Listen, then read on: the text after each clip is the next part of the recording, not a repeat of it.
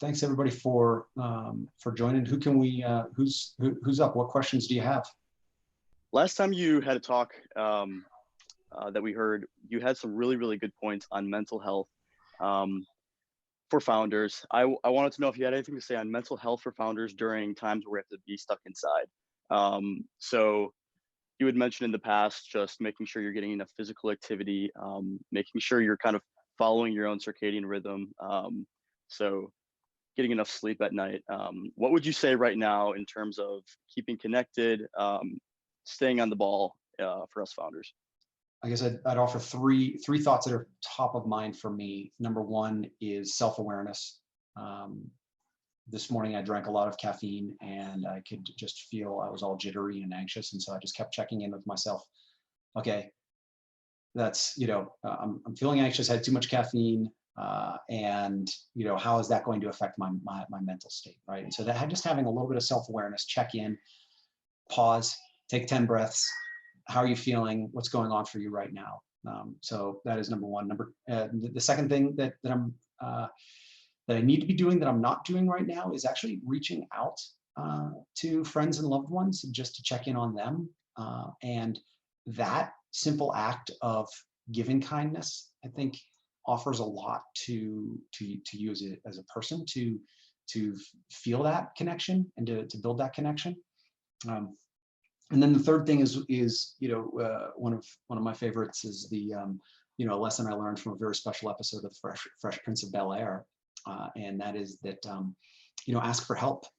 You're not alone. That we're everybody got to where they are by having support and getting help, and that whether that help comes from a coach, a therapist, a best friend, a partner, all of the above. Those are things that I think those are all very internal looking things, I think, to check in with yourself. And Frank, would love to get your perspective. You and Jenna, you have a lot of great perspectives on this as well.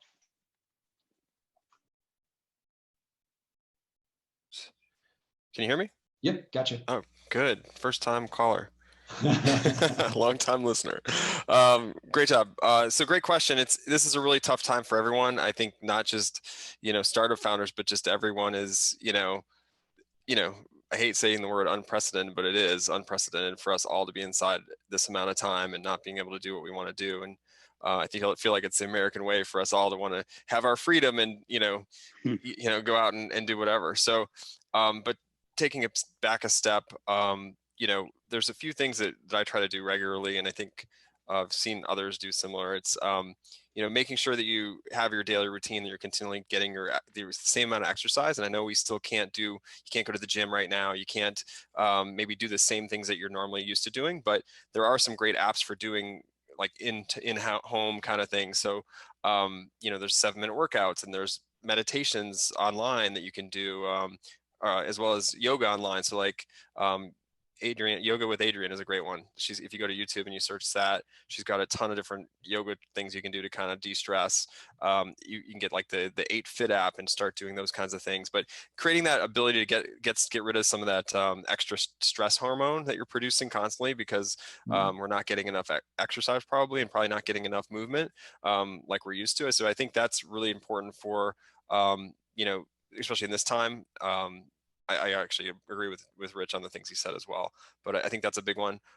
Sleep is another one. Like, it's underestimated the importance of sleep, right? Like we are now, stuck inside. And so what you really want to do is maybe Netflix and chill, or just Netflix, and just hang out and just watch, like binge watch things. Well, that's going to bring you up until 1 a.m. and coupled with maybe looking at your device for every single coronavirus update. So don't do that. Try to unplug, try to set a set time that you want to go to sleep, and, and make sure that you're getting enough of it, because in times like this, you probably aren't, because there's things that are happening that are like internal that you need to process, and probably you're going to need more time to regroup.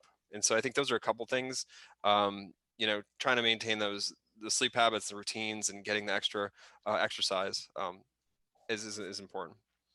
So I think Jen may have some too. I don't want to steal all the thunder. We talk about this a lot, so I don't want to take all the answers here. But Jen, do Yeah, you I'd want love to weigh in? to.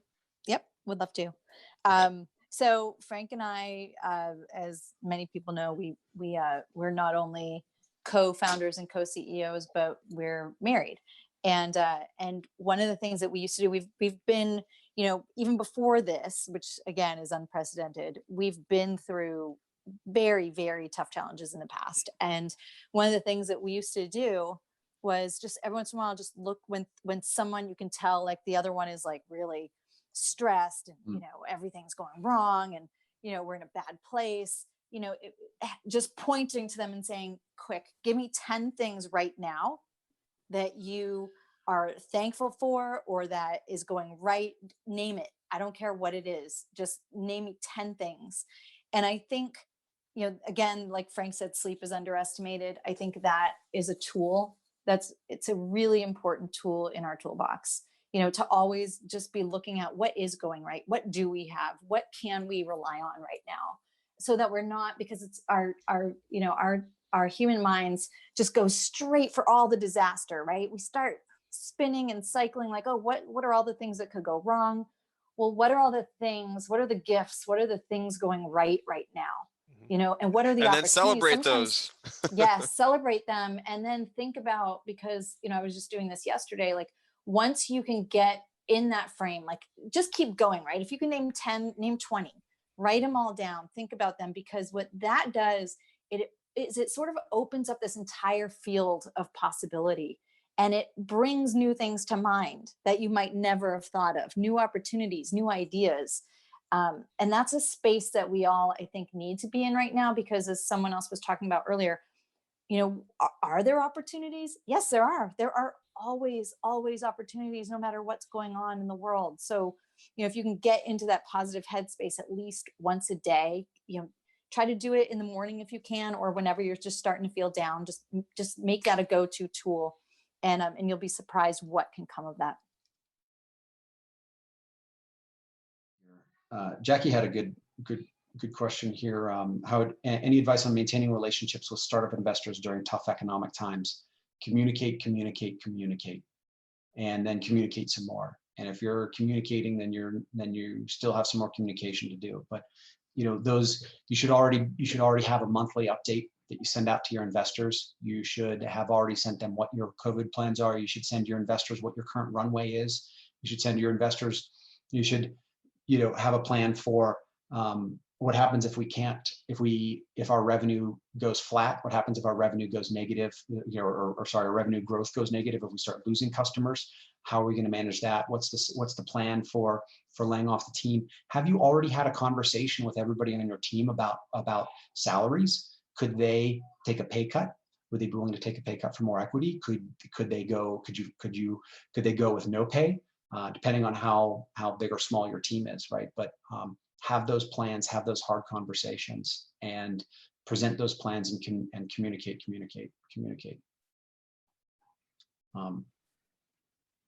So let's see here. You were talking about culture and the importance of being transparent. I wanted to know if you had anything to say on the actual line that should be drawn in terms of transparency. With our startup, Camelot, we actually, an interesting lesson that I had to learn was you don't want to kind of communicate absolutely every piece of data that comes in the door, because sometimes, you can communicate data and then the data was false, things turn around and they cause a lot of confusion. Same thing with salaries. I know Steve Jobs is famous at Next for you kind of being very, very, very transparent. Everybody knew what everyone's salaries were. I wanted to know, in terms of culture, maintaining a really positive culture, do you guys have any lines to draw where you shouldn't be necessarily transparent about every piece of data in the company? Frank? Yeah, that's a tough one. I mean, it's a good one. You've seen companies like Buffer, for example. I don't know if you're familiar with Buffer. They're online social platform for sharing, social updates and analytics. They are, over the top transparent, where they share all their company salaries online. They put everything out there. So I think it's really a gut check for yourself. Like, what where and what you want your culture to be, so I think they decided we want to be 100% transparent. Well, there's pluses and minuses to that, right? Everything's out there, it's all out there, and everyone can see everything. So I think going into it, they know that and they're comfortable with that. If you're not comfortable with that, then don't do that. Figure out what level are you, where on the scale of comfort are you with putting it all out there. And I think some of the things you can kind of get to is that where you could have points of contention end up being around employee information. Like there's actual information that you can't share publicly, right, with different people. So you need to kind of make sure you're not doing anything that's against the law, because you don't want to get in trouble. And that should remind us, Rich, we should mention that we have a simple, like, this is our, this disclaimer is this is just helpful information. Things like this, you should definitely consult accountants and lawyers and other folks that are certified 100% to answer these questions. But this is just from our experiences. So just want to just, put that little asterisk there for you. But yeah, so I mean, I think it's really what you're comfortable with. We don't share all of our team information with everyone on our team all the time. And I think that's the big one where, you got to be careful. There's areas around health related information that you can't share. In this day and age, things are becoming more and more sensitive. And so I think, I think it just depends on where you're at and where you got to check it. Yep. You also need to know who your companies are. I mean, your clients are, right? So it depends on the type of business you are. Like if you have clients, you may not be able to share certain information. If you do work for the government, you may not be able to share certain information. If you're a tech startup. Then and why, Jen? Because of security, right? And what else? There's all kinds of, you need to look at your contracts. There might be privacy. There may be, if you do a contract with a Fortune 500 company, they may not want you to share certain information with your entire company. You just have to know your team, you have to know your business, you have to know your clients. Think about all of those different aspects. Maybe, if that's the case and you won't want to share everything, there's just certain pieces. Like maybe you do want to share, certain expenses and how your team members all play into these expenses within your company, because you want people to be able to see that and to be accountable, and or you want to share certain metrics. I know some companies are more open to that than others. If you want to be super transparent about certain metrics that you think could drive again, accountability or excitement, what is the purpose behind wanting to be transparent? So just think through all those things. Why do you want to do it? Who would be involved? Who could be hurt by it? Who would be motivated by it? Yep. And especially if you've already started the company, there's already people, just know that if you do move in that direction and you decide to make everything transparent, Frank mentioned Buffer. I'm pretty sure, I can't remember the founder's name, but we had a conversation about it once, and he told me that when they made that switch, there was some fallout initially. So you have to commit and decide, and make a decision that, okay, some people may not be able to live this way. And understand that there could be people who can't live that way and leave. So. The last question was from Sharia. And I apologize if Sharia Sharma, and I apologize if I'm mispronouncing your first name. Hopefully I got close there. But a question was, are there any mistakes or missteps that young startups generally make that can prove detrimental to their growth or harmful in the long run? And I actually have a long list on this. This is one of my favorite talks to give, is pitfalls for startups to avoid. And so I'll highlight a bullet point some of the major things right now. So the first is that is writing code first is a major pitfall that you need to understand. You need to do customer discovery. You need to understand who your customer is. You need to know what their problems are and how you're going to solve their problems, and you need to validate that. And then you need to continually do that customer discovery. So the worst thing you can do is write code first. You actually have to truly understand your customers and those problems first. The next is that not having founder agreements in writing, and even just the simplest founder agreement of, like, I agree you 50% and I 50%, and that's that, right? It does not have to be a formal legal document, but just get your founder agreements in writing. I've seen this sink startups in the most horrible and spectacular fashion. And so get out there and do that. The next is that you should be incorporated. I don't know what the laws are in India, in America. Incorporation as an LLC is very simple. If you want to raise venture capital, you do need to be a C Corp, but you don't need to be a C Corp yet. You can just form as an LLC with the caveat that when you do raise venture capital, you'll be a C Corp. Another is, oh man, I'm forgetting. Oh yeah, so the last one and the most heartbreaking one that I see is the founders that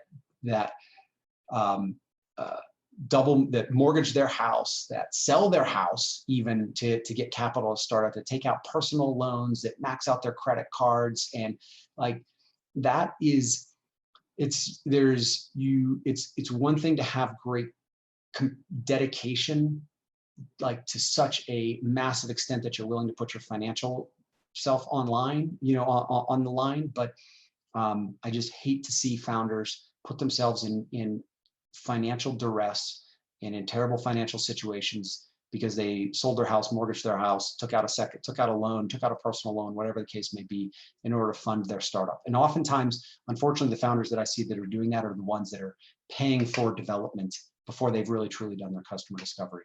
So those would be the major pitfalls that I would suggest that you all avoid. And with that, thank you, everybody. We've gone a few minutes over. Thanks for hanging out with us for this first session. I mean, this is the first that we're trying out office hours. I've got some ideas for how we can improve this for the next time.